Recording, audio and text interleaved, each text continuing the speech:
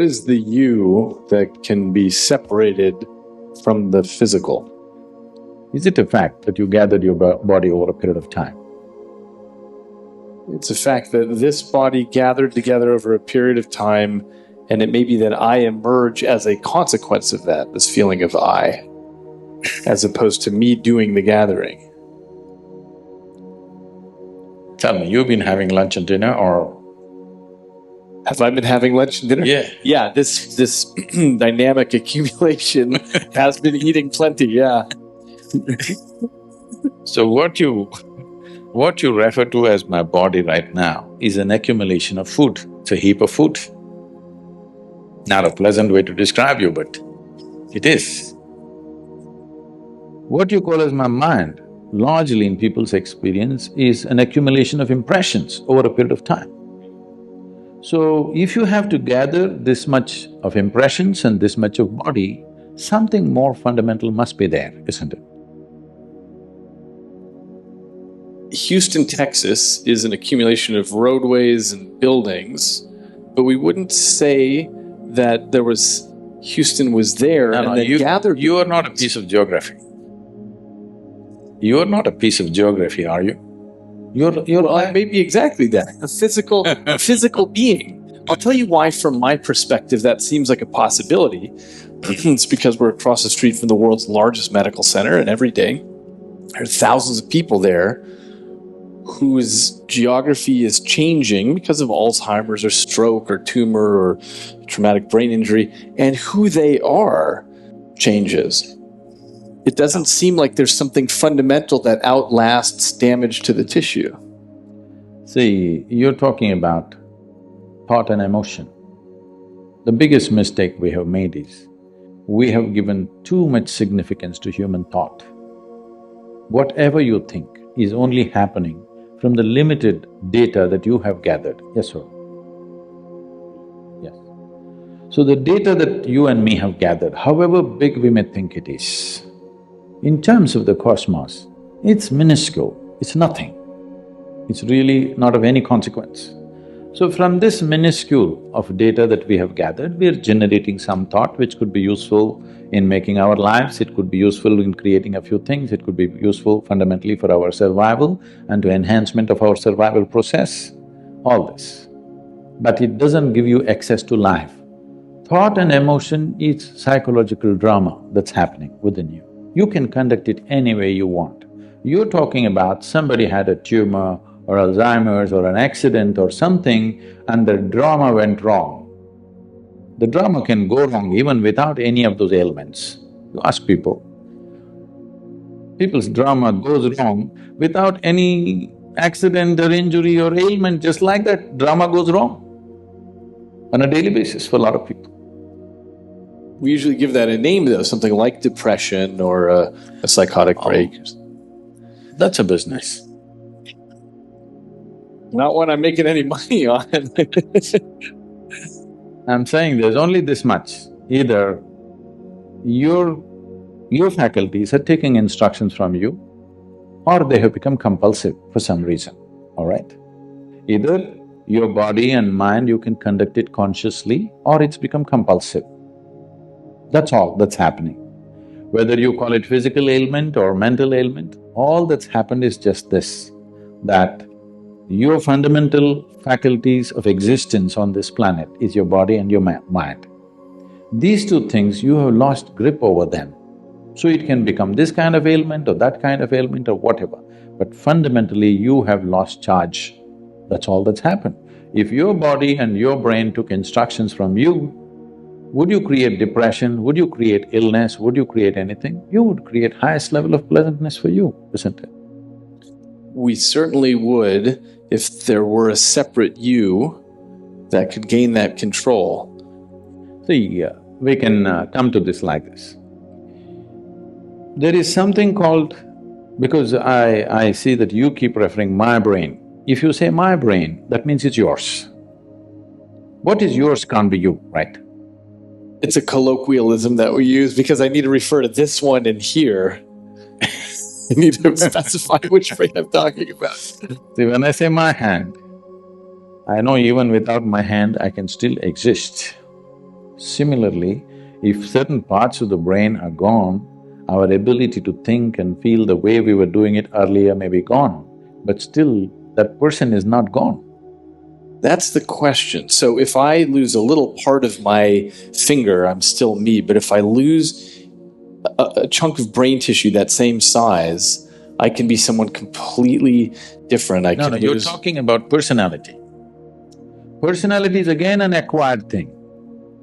Beyond personality, I can lose memory, I can lose consciousness, of course, I can lose the ability to perceive reality the way that we do now. I might become colorblind because of a lesion, because of damage to a particular part of my brain. I lose the ability to understand what objects are.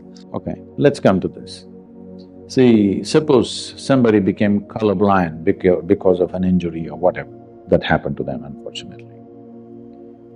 That person still knows, I have become colorblind, isn't it? He's still there.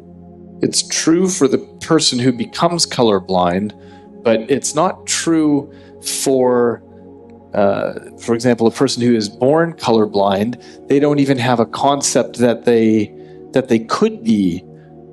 They don't have a concept of color. So let's take a person who's born blind entirely. They don't even have a concept of vision. So who's the you for them? Do they… Say, even a person who has visually impaired, who's never seen the world around, he still exists within himself. He's as much a man or a woman as anybody else can be. It's just that if all of us were blind, we would be quite a fine society without eyes. Yes, isn't it? Only because somebody has and I don't have. In comparison, I have a problem. Otherwise, if none of us had eyes, you think we wouldn't have found our way around?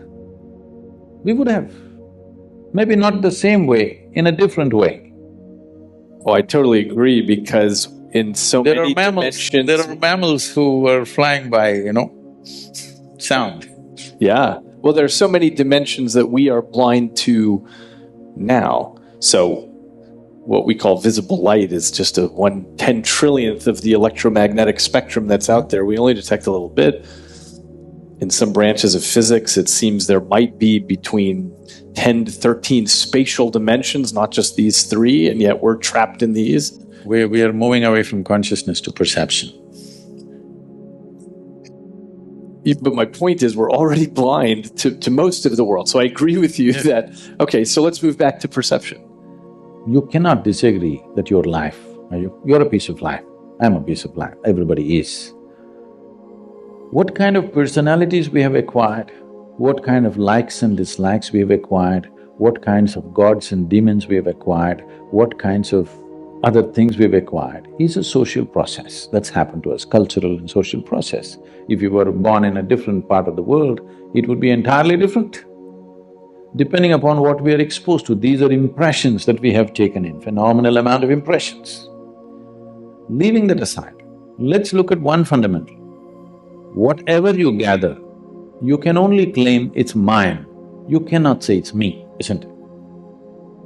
Whatever you gather. How do you mean? You mean your body? You say anything.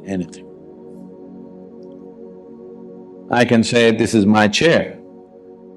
If I sit here every day and then I say, this is me, then there's a problem.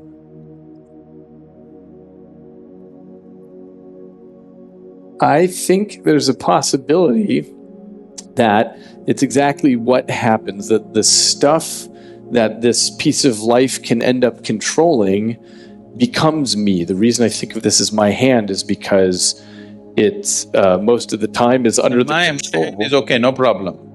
My hand is okay, me is the problem. What do you say, me? My hand means it belongs to you, no problem with that. When it becomes me, then it leads to a completely distortion of perception. Okay, I think so. You're talking about identity, what you identify yourself as. The nature of the mind is such, it is looking for because human intellect and human intelligence has broken out of a certain bond which was there for every other creature, that they could function like an automated machine through certain instinctual process. What has happened with the human being, with the process of evolution is, the human being has broken out of that instinctual process and there is an intelligence which has to function consciously. But functioning consciously means every moment of life is an exploration, which is too scary for a whole lot of people. So the best thing is identify with something which gives you some sense of what you are. But this some sense of what you are, which you took on based on your social and cultural backgrounds, what you took on makes sense for your survival process, but not for explorative process. It doesn't explore life, it keeps you sane, it's a good solace, it helps you to sleep well in the night. It doesn't awaken a different dimension of knowing, it doesn't awaken the possibility of exploring dimensions which are not yet within you. So if this has to happen, the most important thing is to be able to sit here not identified with anything. When I said, it's so hard to remain uneducated in this world, because everybody is busy wanting to teach you something. This is all I did in my life, to remain uneducated, not to be influenced by parents, by family, by religion that's happening around you, culture that's happening around you, education that people are forcing on you. Just to be the way creation intended you to be, simply. See, I may not fit into the university milieu, but I'm okay, Just simply the way you were born. Not tangling up your intelligence to any particular thing, either your nationality or your religion or your race or your creed or your family or any kind of identity or your gender or whatever, simply to be able to view your life just as a piece of life. If one does this, then you will see perception will explode in ways that they have not imagined possible. Breath does not mean air, this must be understood. When we say breath,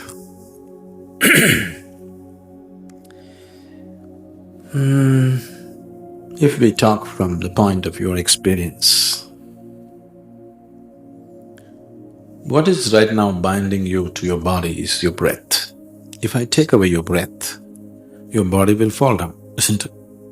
You and your body will get separated if I just take away your breath. So one way of understanding breath is to see it as a thread which binds you and your body. On one level, all yogic practices are devised. Whatever you may be doing, fundamentally it is devised to make you experience, I am not the body, I am not the mind. Because whatever kind of suffering you have, whatever kind of problems you have with life, it's either of the body or of the mind, isn't it so? Yes? Do you have any other problem? Any other kind of suffering have you known? It's just either of this or that. So various methods are employed to bring you to a living experience. If you think I'm not the body, if you think I'm not the mind, it is not enough. When life threatens you, you will see all your thoughts will disappear and you'll react the way you will have to react.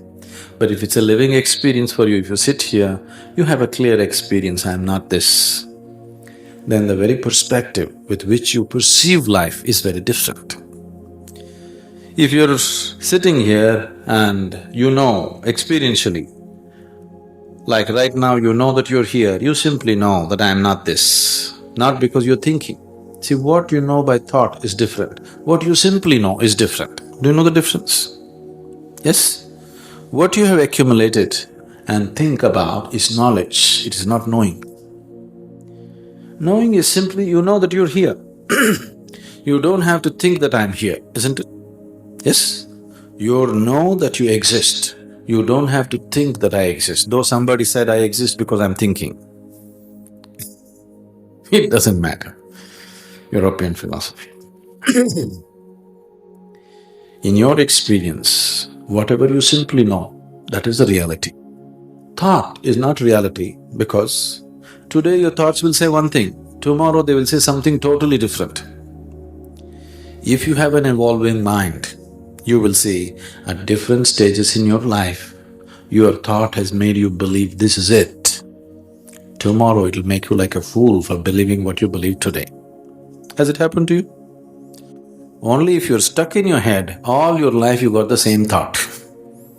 If you have an evolving mind, every other day your thought will come up with something new and make you feel like a fool for what you thought yesterday, isn't it? So, your thought is not dependable. It is useful if you know how to use it, but it's not dependable if you're seeking to know what is true. So, when we say breath, we are not talking about the air that you breathe. The process of breathing is much more than air. It is not the air which is forcing itself into your body and coming out. Because there is a process of breathing, air is going in and coming out, isn't it? Isn't it so? Because there is a certain process called breathing, because of that the air is going in and coming out. Air is only the medium. The breath is that which binds you to this body. We are not just the body. The human being is a complex and multifaceted entity that encompasses more than just a physical realm. From philosophical and spiritual perspective, there are several key considers. Many philosophical and religious traditions posit that humans have both physical body and non-physical mind or soul. The mind-body dualism suggests that we are more than just a physical vessel. Our subjective experience of consciousness, emotions, thoughts, and self-awareness points to an inner mental life that transcends the physical body. Spiritual and religious frameworks often describe human as having a spiritual dimension such as soul or higher consciousness that is not reducible to the material body. Our sense of personal identity and continuity of self over time suggests that there is more to us than just a physical body which undergoes constant change. From an scientific perspective, modern theories of embodied cognition recognize that the mind is deeply shaped by and intertwined with the physical body, changing a strict mind-body dualism. So while the physical body is an integral part of human experience, we cannot to be reduced to just a body. We are a complex being with a mental, emotional, and potential spiritual dimension that transcend that purely physical. Acknowledging this multifaceted nature of human condition can lead to a richer understanding of ourselves and our place in the world. So as we reach the end of this video, take a moment to breathe deeply and feel the stillness within you. The journey we are on is on that invite us to pause and reflect, not with the mind, but with a gentle awareness of what presents right now. It is not about figuring everything out, about allowing ourselves the space to simply be without the need for answer or conclusion. Life itself is vast and mysterious, and sometimes the greatest comfort is found in embracing that mysteries. Whether you are seeking clarity or just a bit of peace, know that there is no rush. Every question, every thought, every feeling, let it come and go like waves on the soul. You are not just confined to your body or your thoughts or your emotions. You are something much deeper, far beyond what can be explained. So as you move forward, carry with you this sense of ease and openness. Give yourself permission to explore without the pressure of finding instant answer. let this be an opportunity to stay connected with that calm, unshakable part of you that is always there, regardless of what is happening in your mind and body. So, this is not a summary of Sadhguru's word, it is simply my interpretation of the deep wisdom he imparted. Kindly keep them separated and do not misunderstand. Thank you for joining today, and we will see you tomorrow. Until then, please take care. Namaskaram.